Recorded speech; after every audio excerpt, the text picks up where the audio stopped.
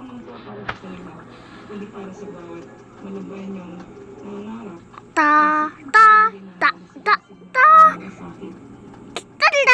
Karunungan, kagalingan. Para sa GMA Integrated News, Jamie Santos, nakatutok.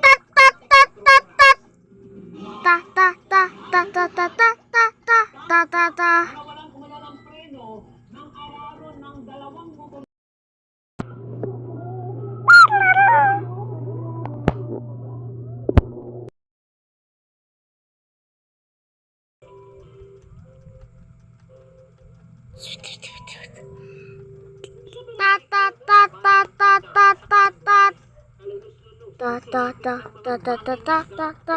Ta